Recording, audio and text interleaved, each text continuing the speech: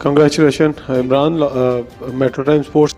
ये बताइएगा कि आप जब आए थे दुबई में खेलने के लिए, तो ये प्लान करके आए थे कि पूरा स्पिनर्स का ही जाल बचाना है, आपको कंडीशंस का पता था? और मुझे ज़रा रोहित का बता दीजिएगा, ये कंटिन्यू जिस तरह की फॉर्म है, अब कितनी क्रिकेट देख रहे हैं इनकी बाकी? देखिए, पहली बात तो ये है कि ये हमारे लिए उतना ही न्यूट्रल वेन्यू है जितना किसी और टीम के लिए। हम यहाँ पर खेले नहीं है, मुझे याद नहीं है लास्ट हम कौन सा टूर्नामेंट इस स्टेडियम में खेले थे।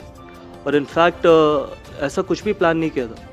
प्लान ये किया था कि अगर आप 15 के स्क्वाड में 2 स्पिनर, फ्रंटलाइन स्पिनर पिक करोगे तो वो कुछ, अगर हम पाकिस्तान में भी खेलते हैं, कहीं भी खेलते हैं, हम 2 स्पिनर, फ्रंटलाइन स्पिनर पिक करते ही करते, क्योंकि सब कॉन्टिनेंट में ये कंपटीशन था।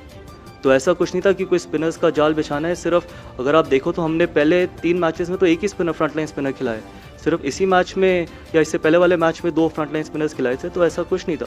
और जहाँ ये बहुत डिबेट है कि अनड्यू एडवांटेज है एंड ऑल दैट, कौन सी अनड्यू एडवांटेज? आज तो अभी तक तो हमने एक दिन भी इधर प्रैक्टिस नहीं करी।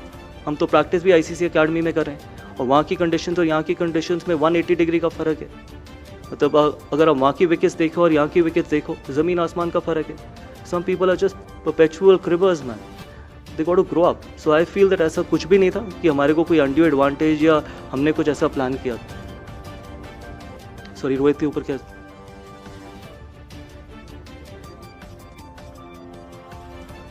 देखिए, अभी तो फाइनल है चैंपियंस ट्रॉफी का।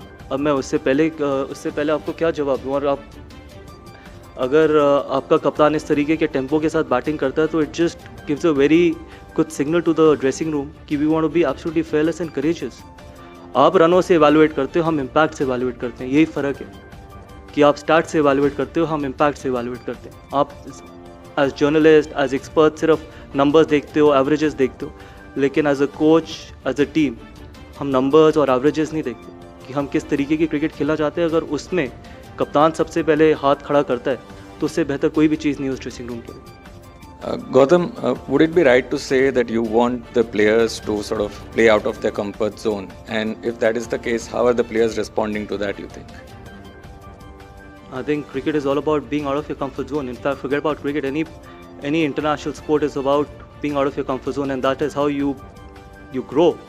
That is how you want to grow as well. If everyone is in their comfort zone, then there is stagnation. So I believe, and you've seen the results. I know you guys will keep going back to 3-0, yes, or 3-1 in Australia, but everyone in the dressing room is staying out of their comfort zone, be it the coaching staff, be it the players, and hopefully we continue to do what is important for Indian cricket and we can take Indian cricket forward. Mir, congratulations first on entering the final. You have been a player and now you are a coach. Where do you want to see Team India as a coach? What's your target, and what is the aim or what is the goal that you want to see Team India to be? Look, I'm someone who tries to stay as much as I can in present, and at the moment all I can say is that the entire focus is going to be on the game which is on the 9th.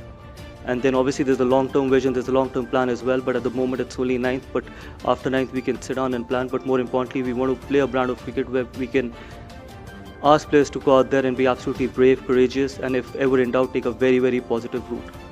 And I've always said it, be it the T20 format, be it a 50-over format, we want to be a team which is absolutely fearless and where people can go out there and be brave. And that is how we want the team group to go out there and in future play that kind of a cricket as well. As simple as it can get.